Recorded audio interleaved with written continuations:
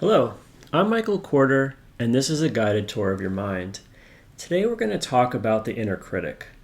Almost everyone who comes to therapy says that they hear a negative voice in their mind criticizing them, berating them, and belittling them.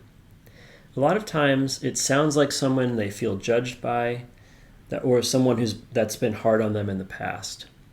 Sometimes it turns into a real monster, yelling at people that they're worthless, hopeless, and much worse, things that I don't even want to say out loud. People end up believing this voice and feeling terrible about themselves. This negative internal dialogue causes people to feel intense shame and self-doubt, and it causes people to have low expectations of themselves and accept bad treatment from others. If this happens to you, I can promise you that you are not the only one. I know a lot of people have battled with this critic their whole lives, but the things they've tried to change it just haven't worked. First, I need to make a little side note here about the idea of hearing voices in your mind. This is not the same thing as being psychotic or hallucinating. Hallucinating is when it feels like the voice is coming from the outside. It seems like someone else is actually talking to you. The inner voice that I'm talking about is the same as how you can talk to yourself or have an inner dialogue.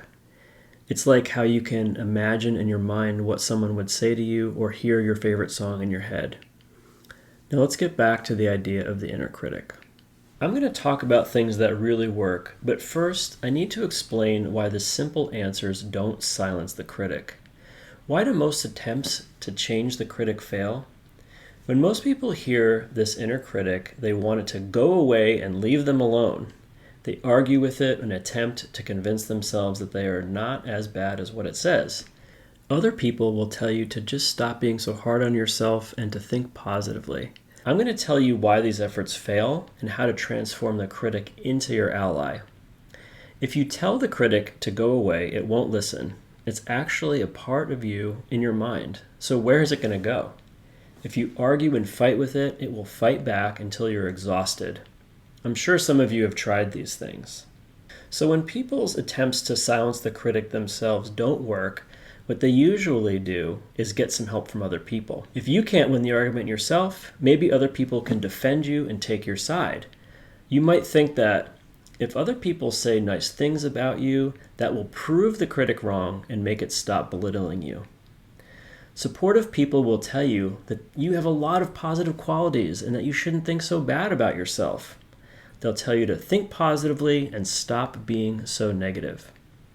Some people try to beat the critic by dressing or acting in ways that get positive attention from people or serve other people to try to earn their praise. People go after that external validation in all kinds of ways. Does it work? It makes people feel better as long as the praise and attention continue, so it's temporary.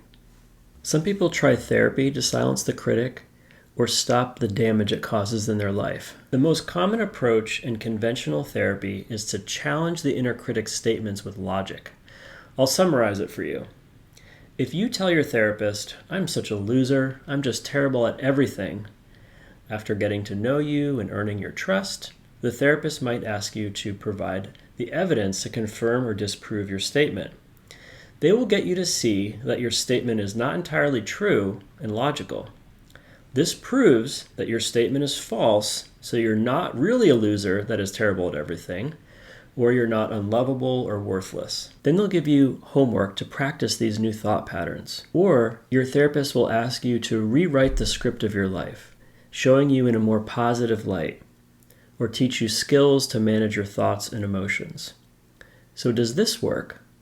It does make the person feel better during the session and maybe for some time afterwards, but in my experience, it doesn't change things deeply or for the long run. I've talked to a lot of people who've tried this. They'll say something like, "I know I'm not a worthless loser, but I sure feel like one." When the person faces a stressful situation or gets triggered, the critic jumps back in with a vengeance. I'll tell you a few reasons why this doesn't work. Your inner critic isn't the only part of you. You already have other parts of you that don't agree with it, and they are the ones that argue with it in your mind, and they're also the ones that work with the therapist to try to defeat the critic. It doesn't change the critic's role in your life or the voice. And once it gets triggered, it will come right back and make you feel worthless again. But there's a really important deeper layer to this.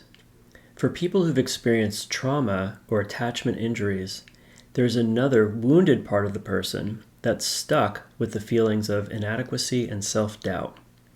That's the part that actually feels the shame from the put-downs, and it doesn't get healed when you use logic to prove the critic wrong. In a lot of cases, the critic is not going to change much at all until that wounded part gets healed. To find out what really works to change the inner critic, check out part 2 of this video, where I'll explain the steps to transform your critic into your ally.